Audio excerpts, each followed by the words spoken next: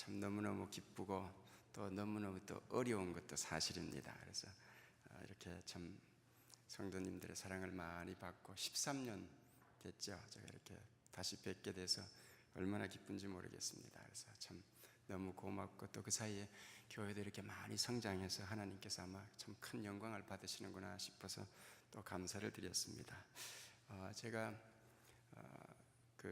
얼마 전에 읽은 책인데요, 2012년도에 나온 책입니다. 수잔 케인이라고 하는 미국 유대인 변호사가 쓴 책인데 콰이어트라고 하는 책이 출간이 됐습니다. The Power of Introvert라는 그런 부제가 달린 책인데 인터넷에 들어가시면은 수잔 케인의 이 강의가 테드 강연자 중에 나와 있습니다. 한번 기회 되시면 꼭 읽어보시면 아마 참 도움이 되실 겁니다.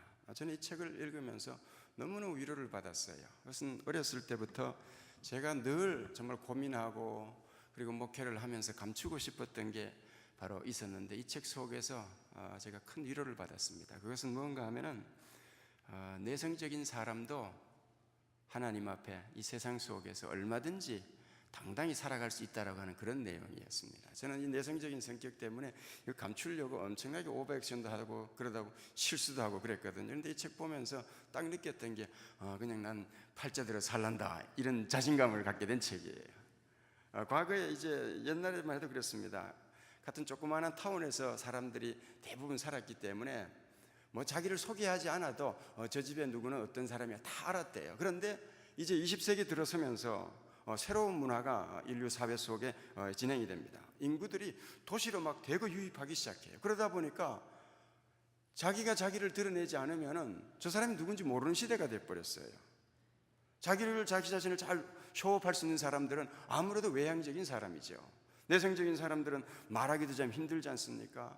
그러다 보니까 이 사회가 새로운 문화에 접어들다 보니까 남들보다 똑같은 빠른 시간 안에 자기를 어필할 수 있는 그런 매력이라든지 카리스마라든지 말의 기술이라든지 이런 것들이 점점 더 그 사람의 어떤 출세하는 길에 이 세상에서 어떤 경쟁력에 있어서 큰 도움이 된다는 거죠.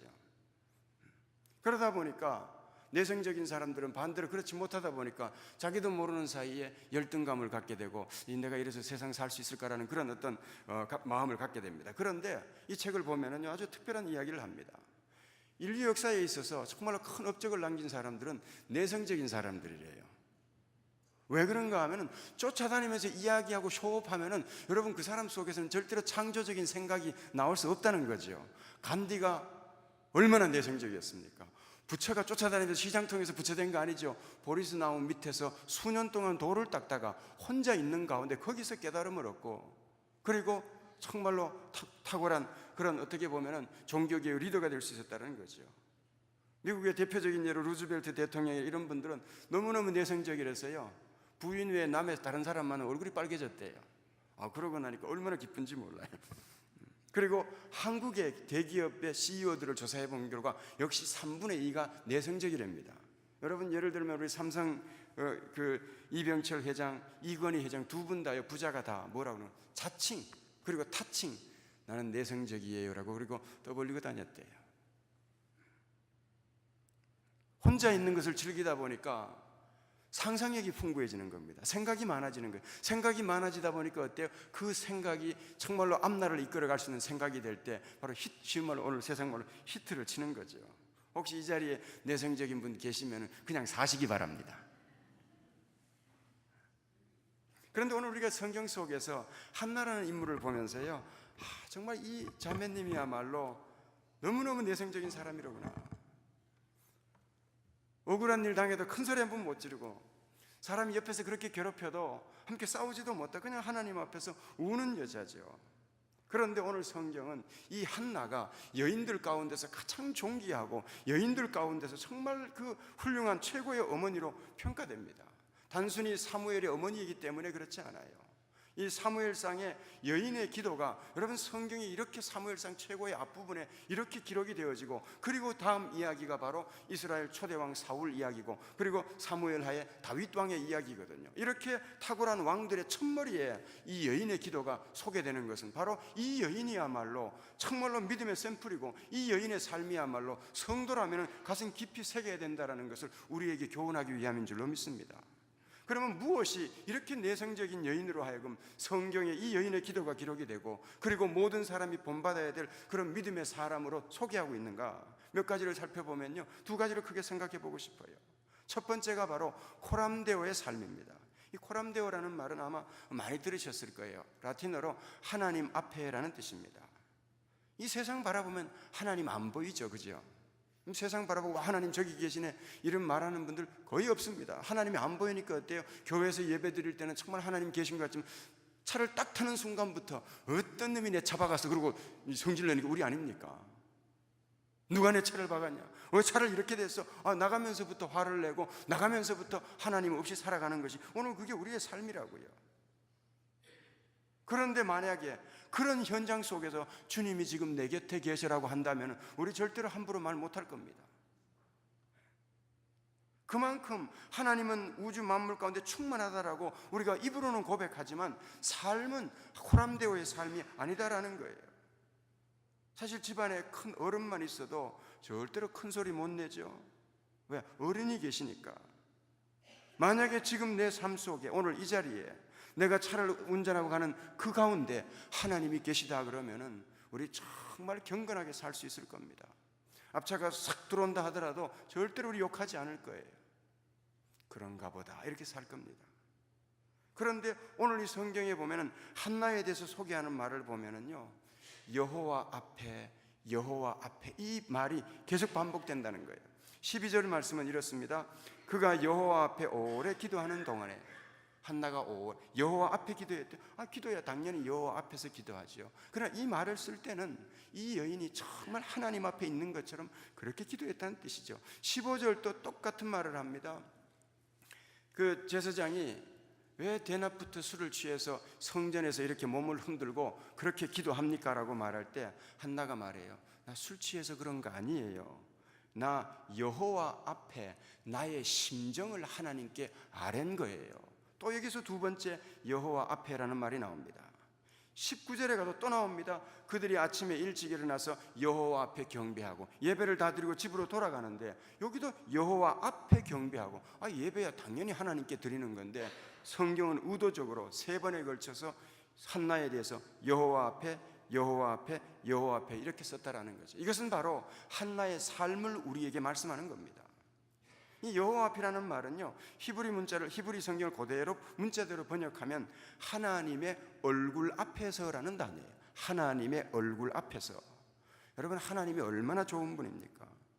우리를 구원하기 위해서, 우리 같은 자를 위해서, 우리 같은 죄인을 위해서 독생자를 보내주셔서 아들을 대신 죽이시고 너는 살아야 되겠다라고 우리에게 은혜 베푸신 분이 그 하나님 아닙니까? 근데 여기서 하나님의 얼굴 앞에서 이런 표현을 썼어요. 이렇게 좋으신 하나님이라면 그 얼굴 앞에서 살아가는 성도에게 얼마나 자비로우실까? 민수기 6장 25절 26절에 하나님의 얼굴이라는 표현이 두 번 나오는데요, 어떤 의미로 쓰이는가 한번 잘 들어보시기 바랍니다. 25절 말씀입니다. 여호와는 그의 얼굴을 너에게 비추사 은혜 베푸시기를 원하며. 26절입니다. 여호와는 그 얼굴로 내게로 향하여 드사 평강 주시기를 원하노라. 하나님 앞에 사는 코람데오의 인생, 하나님의 얼굴 앞에서 살 때에 하나님은 그들에게 은혜를 베푸시고 평강을 허락해 주신다라고 그렇게 약속하는 거지요. 얼마나 놀라운 축복입니까? 우리는 하나님 앞에 살아가는 것이 행동에 많은 제약이 따르는 걸로 생각해요. 왜? 하고 싶은 거 못하니까. 그러나 성경은 정반대로 우리는 하고 싶은 거 해봤자 우리 수준의 삶밖에 못 사는데 하나님의 얼굴 앞에서 살게 되면 하나님 수준으로 우리의 삶에 은혜와 평강, 샬롬이라는 단어거든요, 평안 주실 것이다 라고 그렇게 약속하는 말씀이에요. 성도의 능력이 무엇인가? 하나님의 얼굴 앞에 사는 삶이 하나님 앞에서 오늘 성도의 능력이 되는 줄로 믿습니다. 근데 세상 속에 살다 보면요, 이거 잊어먹고 살아요. 오늘 성경은 그것 알고요, 본문 속에서도 그걸 가르쳐줘요. 9절 10절 말씀을 보면 이렇습니다. 두 사람이 딱 대조가 되거든요. 9절 말씀은 이렇습니다. 그들이 실로에서 먹고 마신 후에 한나가 일어나니 때에 제사장 엘리는, 자 보세요, 제사장 엘리입니다, 여호와의 전 문설주 곁 그 의자에 앉았더라. 자, 엘리라는 사람이 나옵니다. 10절입니다. 그러나 이게 중요해요. 한나는 마음이 괴로워서 여호와께 기도하고 통곡했더라. 자, 두 사람이 나오는데 그 사이에 연결하는 접속사가 우리말 성경에는 생략이 되어 있어요. 그러나 영어 성경에 보면 나와 있습니다.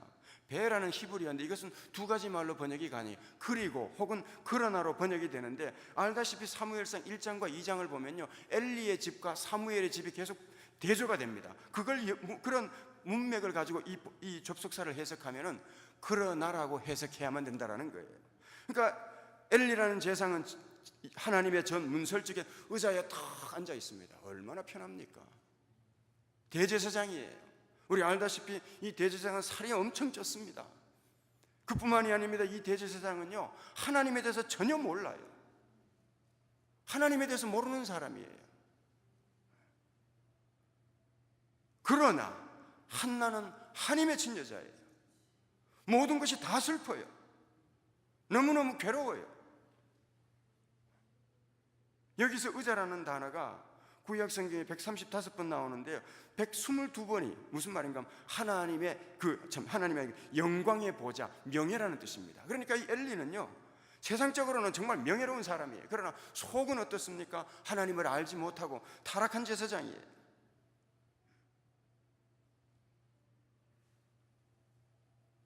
그러나 한나는 아무것도 없는 여자처럼 보여요. 마음이 너무너무 괴로워요. 얼마나 한이 맺혔는지.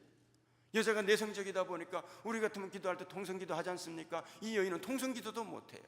속으로 통곡했다고 그러는데 히브리 원전을 보면 속으로 통곡한 거예요. 속에 한이 맺히니까요, 이런 사람이 기도하면 어떻습니까? 소리가 터지면 괜찮은데 소리는 못 터뜨리니까 몸으로 울죠. 몸으로. 그러니까 이것도 서가지고 성전 문 앞에 서서 막 몸으로 우니까 지켜보는 엘리의 모습을 엘리는 보니까 저 여인이 대낮부터 술 취했네. 소리를 바로 지릅니다. 대낮부터 무슨 술 먹고 여기서 이러고 있냐고. 그때 한나가 말이죠. 나 술 먹어서 그런 거 아니에요. 내 속에 한이 있어서 하나님께 아뢰는 거예요. 보세요. 모든 것을 다 갖췄습니다. 사람들 보기에 명예로운 자리에 있습니다. 의자에 앉아 있습니다. 얼마나 부럽습니까? 그러나 한나는 모든 것이 다 슬프고 괴로워요. 이 두 사람을 우리에게 소개함으로써 성경은 우리에게 이런 질문을 합니다. 생각해봐라. 둘 중에 누가 더 행복하니? 사람들은 말할 거예요. 엘리지요. 하나님은 말합니다. No. 하나님의 얼굴 앞에 있는 한나는 훨씬 더 행복한 여자다. 너희들 보기에, 인간이 보기에는 불행하다고, 천만에 내가 보기에는 저 여인이야말로 나를 기쁘게 하고 있고, 저 여인이야말로 장차 이 역사를 바꿀 그런 위대한 인물로 하나님께서 내가 쓸 것이다 라고 그렇게 말씀하고 있는 것처럼 보이는 거지요. 그 증거가 있습니다. 하나님의 얼굴 앞에 살았던 한나는 하나님이 들으십니다. 반면에 하나님의 얼굴을 떠나 있었던 엘리는 버림을 받아요. 한나는 사무엘을 낳아서 이스라엘의 왕정 시대를 열지만은 엘리와 그의 두 아들들은 전쟁통에서 한날에 다 죽어버립니다. 여기서 멈추지 않아요. 엘리의 후손들은 구걸하는 신세를 전락해버리지만 한나의 자손들은요, 이스라엘 역사 전체에 영향을 미칩니다. 역대상 25장에 보면은 이스라엘 백성들이 이 성전이 세워집니다. 성전에서 예배를 드리는데 365일 예배를 드려요. 그러면 한두 사람이 이걸 드릴 수가 없습니다. 제사장들이요, 순번을 짜요. 몇 계절로 짜느냐? 24개, 오늘날로 본다면 스몰 그룹으로 24개 스몰 그룹으로 짭니다. 그래서 1년에 2주간씩 올라와서 그 사람들이 제사를 드리는 거예요. 그러면 제사를 드릴 때 우리 성가대 있지 않습니까? 이 아침에 참 성가대원들이 너무너무 아름다운 찬양해 주셨는데요, 성가대가 있습니다. 성가대도 24개 조로 짜여집니다. 여러분 신약 성경에 보면은 세례 요한의 아버지가 사가랴가 아비야 반열이라고 그러죠. 이 아비야가 누군가 바로 역대상 25장에 나와 있는 24개의 소그룹의 리더의 이름이에요. 그러면은 자, 제사장은 그렇다 손 칩시다.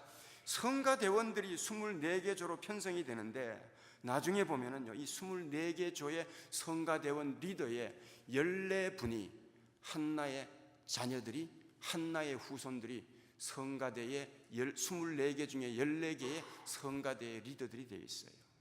지금은 단순히 성가대 리더죠. 그러나 구약시대 때 성가대 리더들은 단순히 찬양만 인도하는 사람이 아닙니다.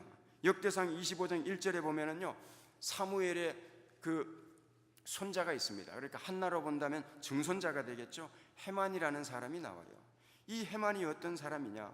역대상 25장에 보면은 그는 하나님의 말씀을 받드는 왕, 다윗 왕의 선지자였다. 다윗 왕에게 하나님의 말씀을 가르치는 사람이에요. 그러니까 성가대 대장은요, 성가대원들에게 하나님의 말씀을 가르칠 뿐만이 아니라 예배하러 온 사람들에게 성경 말씀을 풀어서 설명하는 사람들이 바로 이 성가대원들이에요. 그렇다면 보세요. 한나가 낳은 이 자녀들이, 이 24개 조가 예수님이 오실 때까지 계속해서 이어지는 거예요. 그러면 보세요. 오늘 이 한나는 정말로 슬픔 가운데 살았어요. 그러나 하나님은 이 여인의 그 기도 속에서 네가 내 얼굴 앞에서 살아가는구나, 나는 너에게 은혜를 베풀리라. 그 베푸신 은혜가 바로 이스라엘 민족의 그 정말 그 뼈대를 세우는 성가대원으로서 하나님 앞에 예배드리는 자들에게 말씀을 가르치는 그런 사람들로 그들의 인생이 헌신되어진 것을 우리는 보게 되는 거지요. 하나님 앞에 사십시다. 하나님을 떠나는 것이요, 잠시는 이익이 되는 것처럼 보여도 그분 얼굴 앞에 살게 될 때 우리 하나님께서 우리에게 은혜와 평강 주실 줄로 믿습니다.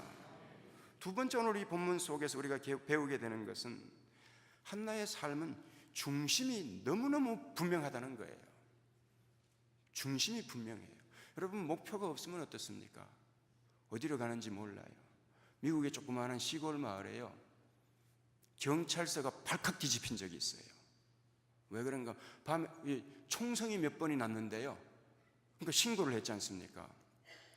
신고를 해서 경찰들이 조사를 했는데 경찰들이 전부 다 기겁을 한 거예요. 왜 그런가 하면은 표적지를 이렇게 벽에 걸어놨는데 이 총알이요, 정중간에만 한 대여섯 군데가 관통한 거예요. 그렇게 경찰이 보고, 야, 이거 잡으려다가 내 머리부터 먼저 구멍 나겠다. 그러니까 이 잡지를 못한 거예요.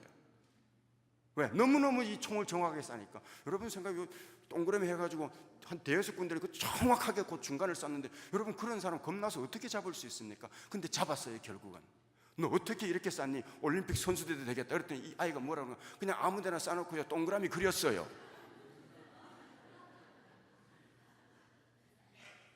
잘못하면 인생 그렇게 살 수 있습니다. 그냥 아무렇게나 살아놓고 나는 이게 내 목표였다. 여러분, 그래서 우리가 뭘 얻겠다는 겁니까?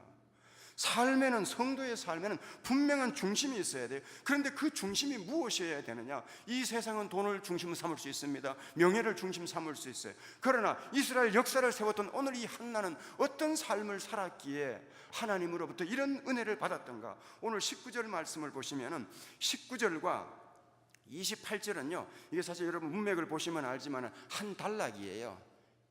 이걸 다른 데로 자르면 안 되고 19절과 28절 끝까지 이걸 한 단락으로 잡아야 됩니다. 근데 이 두 구절을 잘 보면은 반복되는 단어가 있어요. 19절입니다. 그들이 아침에 일찍 일어나 여호와 앞에 경배하고, 이렇게 시작이 돼서 한 단락이 시작돼요. 그럼 그 단락을 마무리하는 28절입니다. 그러므로 나도 그를 여호와께 드리되 그의 평생을 여호와께 드리나이다. 그 아이는 거기서 여호와께 경배하니라. 자 보세요. 시작과 끝, 한 패러그래프에 시작과 끝을 경배라는 단어로 시작을 하고 경배라는 단어로 마치게 됩니다. 이게 왜 중요하냐? 우리 히브리어를 공부하신 분들은 아마 너무 이건 기본적인 걸 다 아신다고요. 히브리인들은 무엇인가 어떤 패러그래프를 쓸 때에 중요한 것을 말할 때는 이 패러그래프를 해석할 때는 이 핵심 단어, 그러니까 시작과 끝에 반복되는 단어를 기준을 가지고 이 본문을 해석하셔야만 됩니다라고 하는 그런 문학적인 표현 양식이에요. 이것을 그냥 그 학자들은 인클루시오라는 말을 씁니다. 그러면은 19절과 28절은 인클루시오예요. 경배라는 단어로 시작해서 경배라는 단어로 마치게 됩니다. 바로 한나의 집, 엘가나의 집을 해석하기 위해서는 경배라는 단어를 가지고 이 집안을 해석해야만 된다라고 우리에게 가르쳐 주는 거예요. 자 보세요. 성전에 와서 예배를 드렸습니다. 그리고 이제 집으로 돌아가요. 아마 한 일주일 정도 예배를 드렸겠죠. 그리고 집으로 돌아가는데 19절은 이렇게 말합니다. 그들이 아침에 일찍이 일어나 여호와 앞에 경배하고 돌아가서 라마의 자기 집에 이르니라. 아침에 일찍이 일어나서 경배하고, 우리는 이걸 그냥 쉽게 보면 안 돼요. 몇 단어밖에 안 됩니다. 그러나 이 단어 속에는 너무도 많은 내용들이 생략되어 있어요.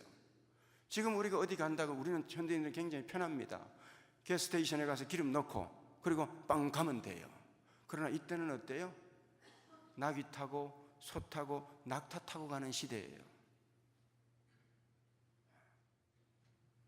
하나님 앞에 예배 드려야 됩니다. 이동하려면 낙타에다가 물 먹여야 돼요. 저는 어렸을 때 시골에서 소를 키워봐서 알아요. 소 밥 먹이면요 속 터집니다. 얼마나 느리게 먹는지 몰라요. 30분에 사요. 아마 소 키워 어렸을 때 시골 계시면 다 아실 거예요. 소밥 먹으면요 보통 30분, 짧으면 30분, 1시간씩 먹습니다. 옆에서 답답해. 야 이놈아 빨리 먹으라 그러면 떡 쳐다보고 너나 먹어라 그런다고요. 전혀 주인의 어떤 속은 알지도 못해 그냥 자기 스피드대로 천천히 밥 먹어요. 그러면은 예배 드려야 되는데 소 밥 먹이는데 이놈이 30분 이상 밥 먹네.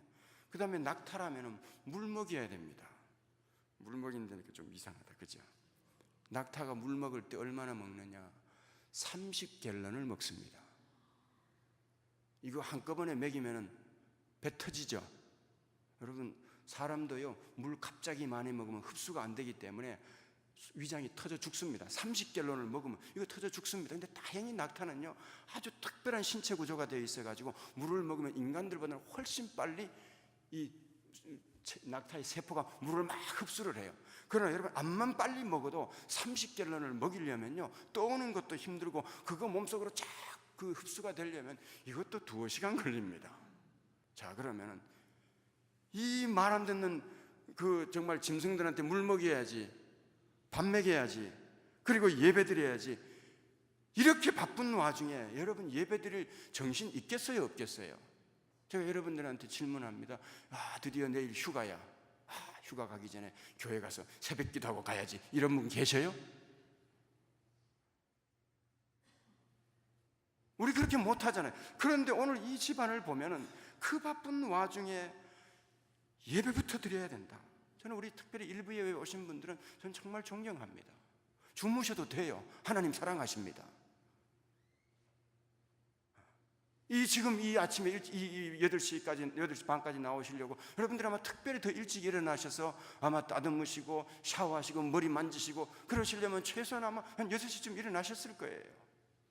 오늘 이 한나의 가정을 보면은 이 예배 드리기 위해서 일찍 일어났습니다.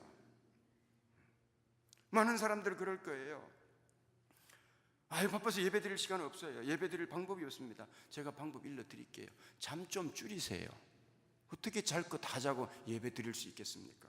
오늘 이 가정이 바로 정말 예배를 소중하게 여기는 가정이구나라는 걸 우리가 이 말씀 속에서 배우게 되지요.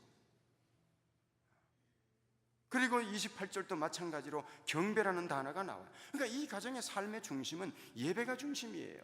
말을 바꾸면 예배하는 실로 성전이 중심인 가정이죠. 우리 사람들이 대부분 그래. 제가 아들이 이제 어떻게 보면 학교에 더 오래 있는데요, 집에서 있다가 학교 갈 때 아빠 학교 갔다 올게요 이렇게 얘기해요. 왜 그렇습니까? 학교에 더 오래 있어도 이 아들의 마음속에는 기준이 어디예요? 엄마 아버지가 있는 집이 기준이에요. 여러분들 아마 출근하실 때에 직장 가실 때 여보 내가 직장 갔다 올게 라고 말할 때는 기준이 직장이 아니고 집이기 때문에 그래요. 그러면 오늘 이 엘가나의 가정의 삶의 기준이 경배였습니다. 경배는 실로예요. 아마 오늘 이분이 누군가에게 인사를 한다면 그렇게 인사했지 않겠습니까? 하나님 집에 잠시 다녀오겠습니다. 왜? 마음의 고향이 성전이기 때문에 그렇죠. 우리는 어떻습니까? 교회 갔다 올게. 그러나 한나는 어때요? 집에 다녀올게. 다르잖아요. 이게 왜 소중합니까? 사사시대는 소견에 옳은 대로 사는 시대예요. 이게 옳으면 그게 옳은 거야. 뭐 지금 시대하고 비슷하죠. 그런데 한나는 어때요? 다른 기준이에요. 아니야, 내 삶의 기준은 성전이고 예배야. 우리 미국에 정말 그 존경받는 프랭클린 루즈벨트가라는 대통령이 있지 않습니까? 그분이 그 주일 예배를 꼭꼭 드렸는데요. 하루는 워싱턴 교회 사무실에 전화가 왔대요. 이런 전화가 왔습니다. 이번 주일날 대통령께서 교회에 출석하십니까? 그랬대요. 그랬더니 사무원이 참 훌륭한 대답을 했어요. 대통령께서 오실지는 확실치 않습니다. 확실한 것은 전능하신 하나님이 예배 가운데 오십니다. 오늘 이 자리에 우리 하나님께서 함께 하시는 줄로 믿습니다. 제법 오래된 책인데요, 아마 내려놓음이라는 책 다 아실 겁니다. 이분이 하버드대를 나오시고 그리고 몽골에서 지금은 아니지만 선교사로 계실 때에 그때 이제 본인의 선교 사역을 정리해서 낸 책이 이제 내려놓음이라는 책인데 아주 그 베스트셀러가 된 적이 있죠. 그 책에 나온 이야기 하나를 제가 소개를 해드리겠습니다. 2005년 봄에 선교사님께서 이제 몽골 교회에서 예배를 인도할 때예요. 근데 그 동네에 자매 하나가 예배 시간인데 말이죠, 헐레벌떡 땀이 범벅이 돼가지고 헐레벌떡 예배당 안으로 뛰어 들어옵니다. 근데 이 소녀가 원래 기머거리였어요. 그런데 예수님을 믿고 기도하는 가운데 이 귀가 열린 거예요. 소를 키우면서 살아가는 처녀입니다. 근데 이 처녀가 소를 잃어버린 거예요. 그러니까 그 소를 찾으려고, 여러분 몽골 벌판이 어디에 얼마나 넓습니까? 어디로 가면 어떻게 찾아요? 그 소 찾으려고 막 헐레벌떡 쫓아다니다가 예배 시간이 온 거예요. 그러니까 이 소는 모르겠다. 그리고 예배부터 드리자 해서 그냥 예배를 그냥 쫓아온 거예요. 그러니까 예배당 문 열고 들어오니까 막 땀이 막 뻘뻘 나는 거죠. 그러니까 소는 그냥 일단 나중 문제고요. 그 이야기를 들으니까 여러분 이런 얘기 들으면요, 목회자도 그렇고 마음이 얼마나 아픈지 모르죠. 정말 하나님 도와줬으면 좋겠다. 저렇게 하나님을 위해서 정말 사는데 하나님 좀 도와줬으면 좋겠다. 정말 그분도 안타깝지만요, 목회자도 마찬가지로 안타깝다고요. 왜? 제가 예배 때문에 소를 포기했구나. 근데 너무너무 놀라운 일이 일어납니다. 예배를 딱 마쳤는데 바깥에서 매 하는 거예요. 나 와슈 그러는 거예요. 여러분 알다시피 그 몽골 벌판에서 말이죠, 누가 그 소를 코끼로 끼워서 데려오지 않는다면 어떻게 예배당 밖에서 예배 끝날 때 나왔어 하고 소리 지를 일이 어떻게 일어납니까? 오늘 이 소녀가 삶의 중심에 예배를 택하니까 소도 얻고 예배도 얻는 그런 은혜가 있었다라는 거지요.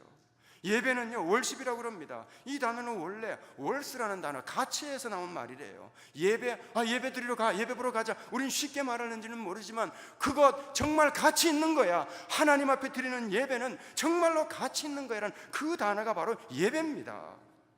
오늘 우리가 삶의 어떤 중심을 가지고 살아갈 것인가, 우리가 먼저는 우리 삶 속에서 이 가치 있는 예배가 여러분의 삶 속에 회복될 수 있기를 바랍니다.